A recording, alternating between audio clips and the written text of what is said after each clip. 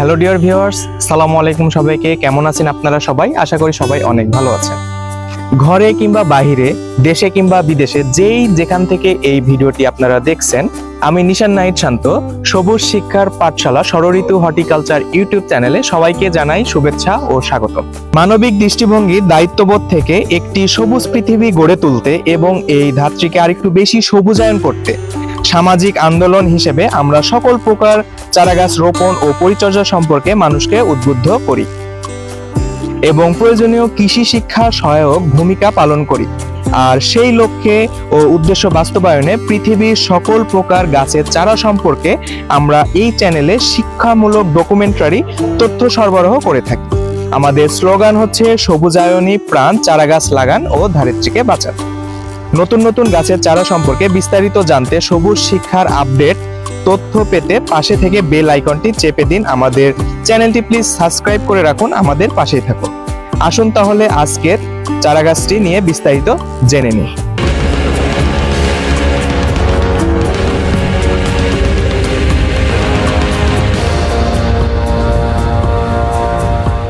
পুনরায় স্বাগতম জানাচ্ছি আমাদের ষড়ঋতু হর্টিকালচার ইউটিউব চ্যানেলে।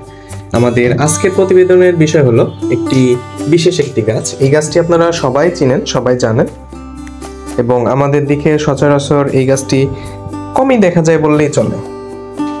আজকের প্রতিবেদনের বিষয় হলো যে গাছটি, সেই গাছটির নাম হলো কর্পূর গাছ। কর্পূর সবাই চিনেন, প্রয়োজনে ব্যবহারও করেন।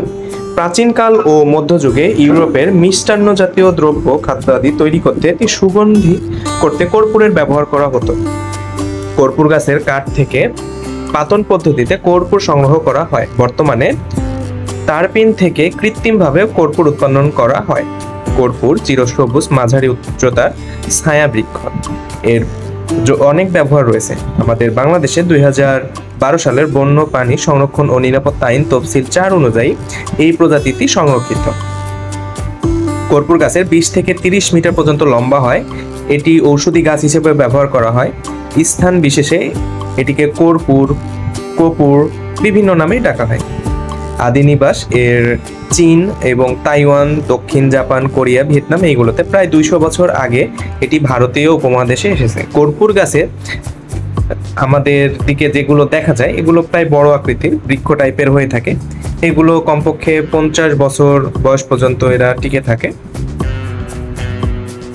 কর্পূর গাছ আমাদের অনেক গুণাগুণে লাগে। কর্পূরের গুণাগুণ বলে শেষ করার মতো নয়।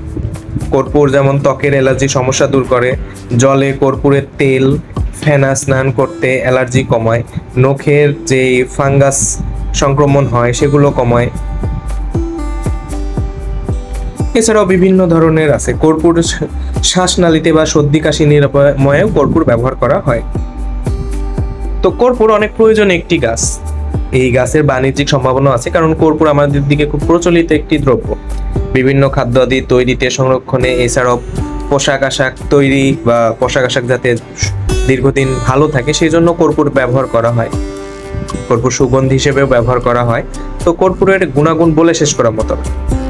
তো আপনারা চাইলে কর্পূর বিভিন্ন নার্সারি থেকে চারাগাছ সংগ্রহ করে আপনারা নিজের বাসা বাড়ি আঙিনায় রোপণ করে রাখতে পারেন।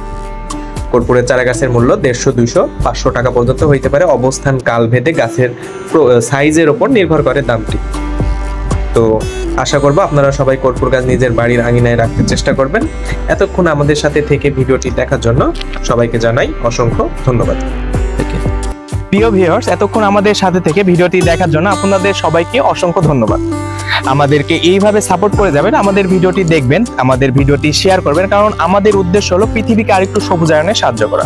আপনার একটি শেয়ারের মাধ্যমে এই ভিডিও অন্য কারো কাছে পৌঁছে গেলে তারাও গাছ লাগানোর জন্য একটু উদ্বুদ্ধ হবে। তো আমাদের উদ্দেশ্যই হলো পৃথিবীকে একটু সবুজায়নে সাহায্য করা। তা আপনারা আমাদের এই উদ্দেশ্য বাস্তবায়নে একটু আমাদের সাহায্য করবেন। আর এতক্ষণ সবাই আমাদের সাথে থাকার জন্য সবাইকে জানাই অনেক শুভেচ্ছা। ভালো থাকবেন সবাই। নতুন ভিডিও আসা পর্যন্ত আমাদের সাথেই থাকবেন। অসংখ্য ধন্যবাদ। সালামু আলাইকুম।